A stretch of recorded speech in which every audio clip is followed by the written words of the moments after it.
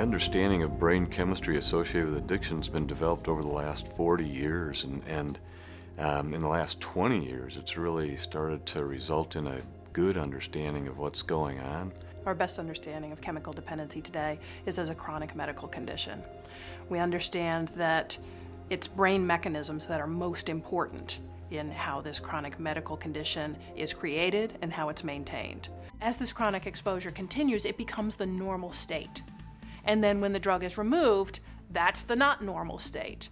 And the brain is attempting to re-regulate itself, and the short route to the brain re-regulating itself is to put the drug back in. What happens when you add alcohol, it reduces activity in various parts of the brain and leads to the sedative effects that we know well, the muscle relaxation, the releasing of inhibitions, the slowing of motor activity, and the loss of judgment, staggering, passing out.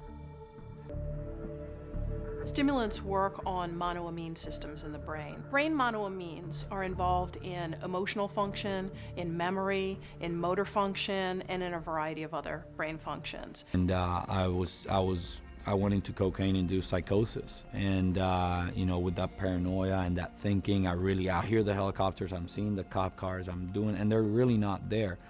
The bottom line is that people who aren't careful with this stuff sometimes resemble schizophrenics or people with bipolar disorder for months at a time. And it can be a scary experience, not only for that individual, but for their families. So, John, why don't you tell us about your treatment history? It's long. I went to treatment 7 times. I went 3 times in New York outpatient, and that wasn't working for me. I wasn't going to meetings afterwards. I was very resistant to really engaging in recovery. And then I finally realized that I was fighting it so much and I had to really surrender. So I moved out here, went to a month-long inpatient, took some suggestions, moved into a sober house and lived in a couple sober houses for about a little over a year. And then before I finally moved out on my own. I did both, and I've actually only been to treatment once, and I've been sober ever since. So I went to inpatient, and then they suggested that I move into a sober house, so I moved into a sober house and went to intensive outpatient while I was living in that sober house. Research is showing us that people who have a vulnerability for developing addiction also have vulnerabilities for developing a number of mental health issues, everything from ADHD to depression and anxiety. And people have to understand that it is the norm and not the exception that they likely will have a mental health complication in addition to their addiction. And you have to treat both. You know, I gotta say that I'm sober today because of, you know, I say it all the times, meetings, meditation, and medication.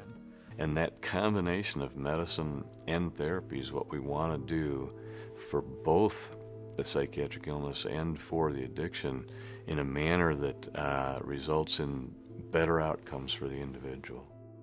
At a point now where after I've been doing it for the last, 10 and a half, almost 11 months, where they're starting to consider, taking me off or at least weaning me down a bit because, like I said, things in my life are starting to get better. I'm not as anxious anymore. I didn't become an alcoholic. Alcoholism became me. It was in every cell of my body. Now that doesn't mean that, I couldn't be saved. To the contrary, I was saved. Never cured, but I was saved. Like, I saw my brother with a serious heroin problem and he died from it. My parents having an alcohol addiction, it runs in the family, it's genetic. Even though I had all of that knowledge, it didn't seem to matter. The fact is that I had never ever given the 12-step or the 12-step program or the community a chance. I hadn't tried. People have to maintain a vigilance to address addiction in a positive way for a lifetime. That's why we often recommend use of 12-step programs, that they can be used for a lifetime. Meetings are amazing. I mean, that's probably one of the biggest things that helped me. In a home group, I think consistency is a really big thing for me. Seeing the same people and people like recognizing you, and saying like, hey, how are you doing? Like, how did this work out? Or I haven't seen you in a while, and it's a really awesome feeling. And I like to be a part of that. This is just a small portion of it. This is just a pip on the pond, which it just goes out and just keep growing and growing and growing, And I like to be a part of that.